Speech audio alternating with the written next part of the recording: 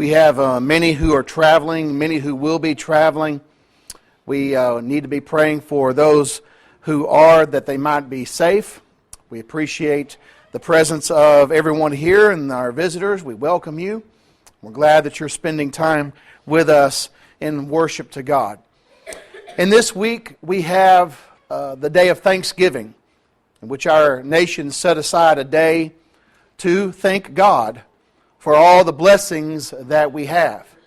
And in thinking about a lesson on Thanksgiving, I came across Psalm 100, and it really is a psalm that just epitomizes the concept of God's people worshiping and being thankful to the Lord. So what we're going to do this evening is we're going to look at Psalm 100, and we're going to look at each verse there, and we're going to bring it home to us as Christians as we consider the concept of thanksgiving. We have so very much to be thankful for, do we not? I appreciate that song that was led, Count Your Many Blessings. And I think sometimes we need to do that from time to time, not just sing that song, but literally do it. Try to enumerate. Try to sit down with pen and pencil and write down all the things that you're thankful for, all the blessings that you have. Name them one by one, as the song says. And it will surprise you, all the blessings that we have. And so let's look at Psalm 100 as we look and consider the concept of praising God and being thankful towards Him. Psalm 100 and verse 1, make a joyful shout to the Lord, all you lands. This psalm, written by one of the psalmists that wrote the book of Psalms, all 150 were written by different authors. The psalmist is saying we are to make a joyful shout. And notice the emotion there. Notice the enthusiasm in praising God. All you lands. Notice it's not just limited to the land of Israel. It's not just limited to God's people in that land of that time. It's a call upon all people, as he's using the word lands symbolically, to refer to everyone of all nations, to call upon God and to shout joyfully to the Lord, all you lands. You know, Christians are a people of passionate praise. We are supposed to be. A people of passionate praise to God. We understand that the Bible teaches that we are to worship God. God is seeking true worshipers to worship Him. John chapter 4, verse 23 and 24, God is spirit. And Jesus said, they that worship Him must worship Him in spirit and in truth. In truth means according to God's will. John 17 and verse 17, sanctify them through your truth, Jesus prayed. Your word is truth. We must worship the way God tells us to worship, but it must be out of our passion for Him, from our spirit. We must worship Him in spirit, from our soul, and in truth. We are to be a people that is zealous for God. Titus chapter 2 and verse 14. Paul talked about Christians being a people who have been redeemed by Christ, zealous for good works. That word zealous means literally to boil over. It is referring to our passion and our excitement in serving God. We should be excited. We should be passionate about worshiping Him. We should be excited. We should be passionate about serving Him and doing the works that He has shown us in His Word that we are to accomplish. So Christians are a people of passionate praise as they approach God. Psalm 101 and verse 1. Look at verse 2. Serve the Lord with gladness. Come before His presence with singing. We are to serve the Lord with a sense of gladness. Again, you see that passion? Do you see that emotion there? It's not a dread. It is something we have to look forward to in serving the Lord. Live for Him with gladness.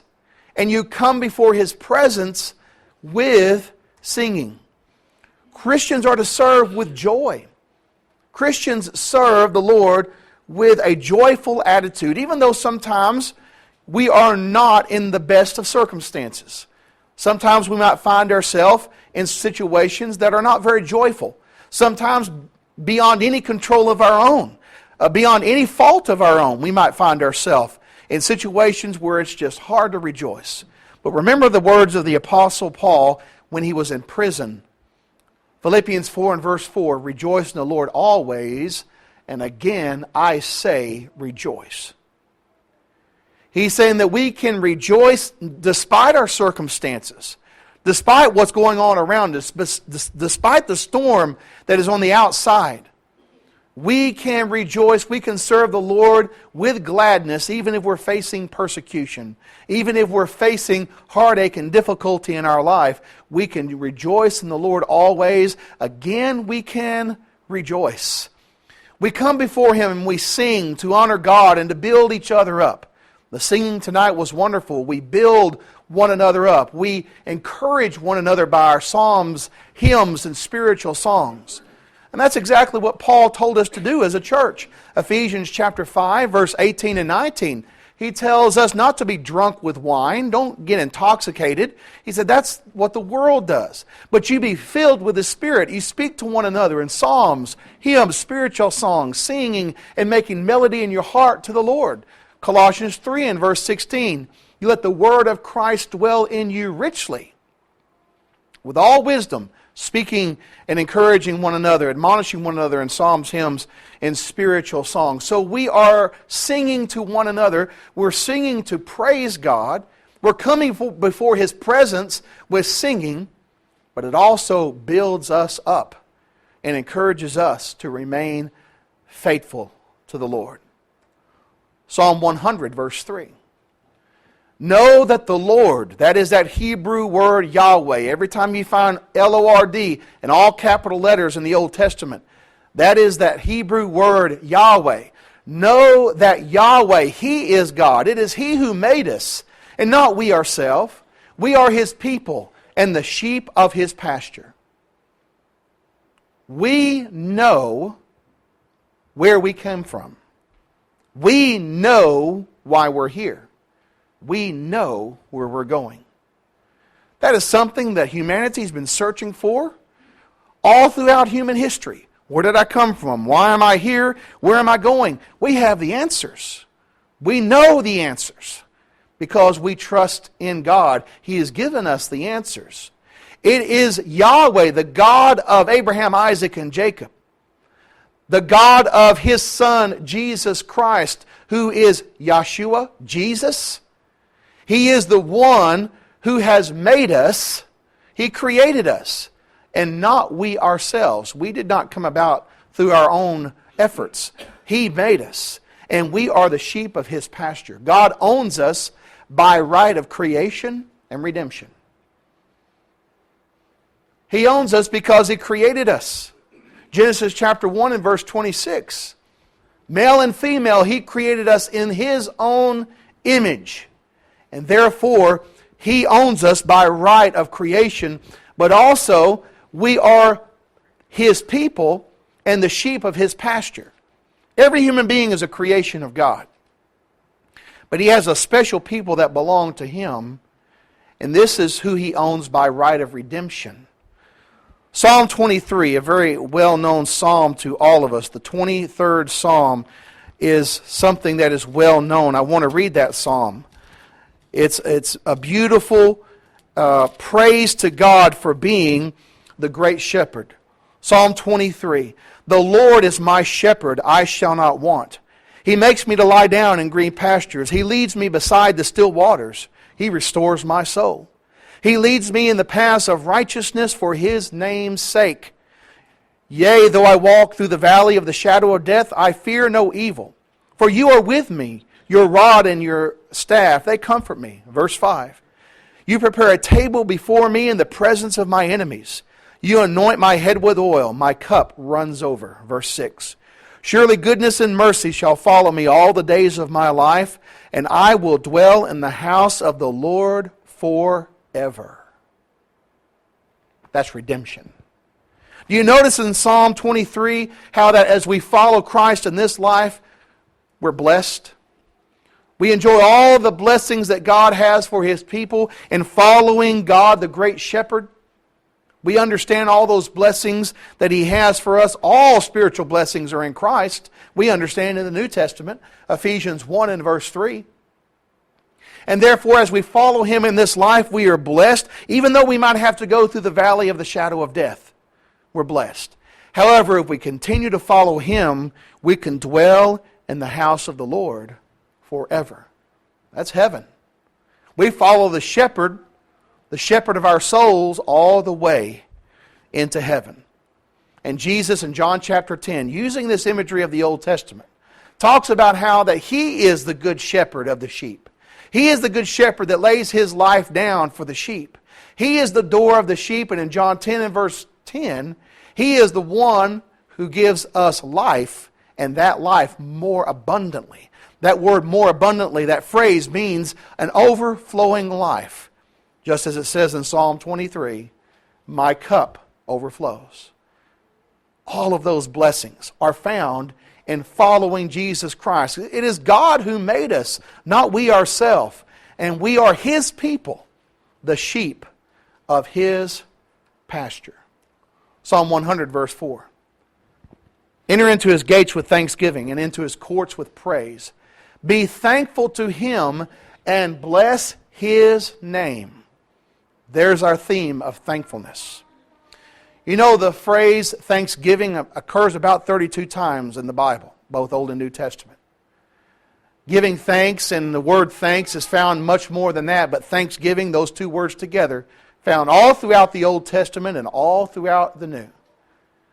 We should have that attitude of being thankful. Entering into His gates. Under the Old Testament, the worshipers would come through the gates into the courtyard, there where the temple was, to worship and to praise Him.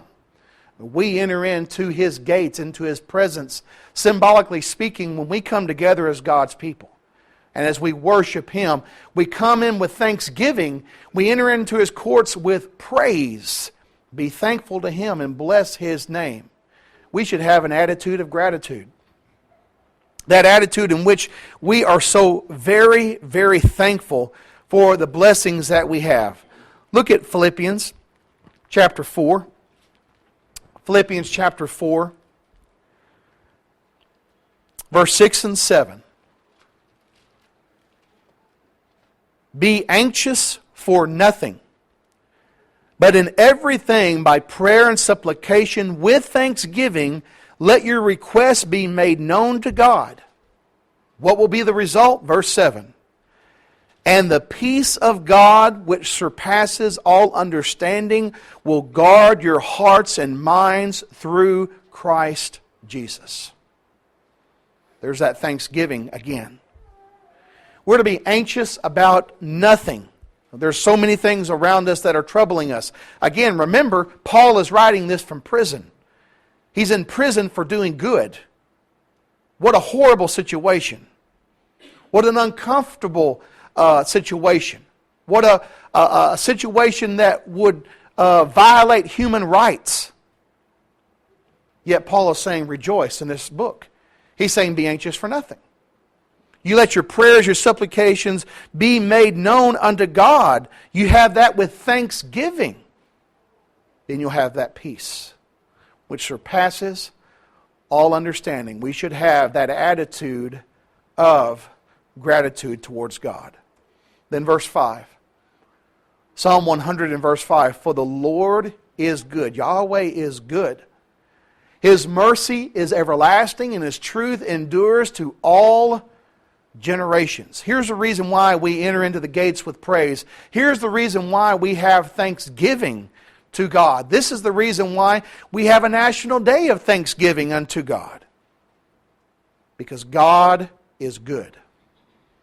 Everything that He does is good. Every blessing that He has for His people are good blessings. He is good and He has mercy. That mercy is everlasting. It does not come to an end. And we learn about that goodness and that everlasting mercy in the truth that endures to all generation. God's truth reveals His mercy and His goodness. Ephesians chapter 1. Where would we be without the mercy of God? Where would we be without His goodness? We certainly would not have salvation. We certainly would not have a chance of heaven. We would be people that are most pitiable if it were not for God's goodness. Ephesians chapter 1, verses 7 through 9. In Him we have redemption through His blood, the forgiveness of sins, according to the riches of His grace, which He made to abound toward us in all wisdom and prudence, having made known to us the mystery of His will, according to His good pleasure, which He purposed in Himself. He's made it known. That's where the truth comes in. In His truth, that truth that endures to all generations. Jesus said, heaven and earth will pass away, but my words will never pass away. That truth that endures unto all generations tells us about God's grace, about His mercy, about His goodness, about how we can have access to what Christ did at Calvary. And therefore we understand that Jesus Christ is the one who brought about this salvation that's fully realized in the New Testament. John chapter 1 and verse 17. That's supposed to be 17. John chapter 1 and verse 17. For the law was given through Moses, but grace and truth came through Jesus Christ. You notice how truth is always connected with grace? You notice how truth is always connected with mercy? We cannot find or access the grace of God and the mercy of God in a lie, in that which is false, in that which is contrary to God's will. It must be according to God's truth. Psalm 100, what a beautiful psalm of praise. I want you to think on these things as you celebrate with your family and friends and loved ones this Thanksgiving. Be very careful on the road if you're going to travel. And think about all the blessings that you have, your family, your spouse, every blessing materially, especially those spiritual blessings that you have in Christ Jesus. Would you bow with me? Great God and Father, we bow before You and we just thank You.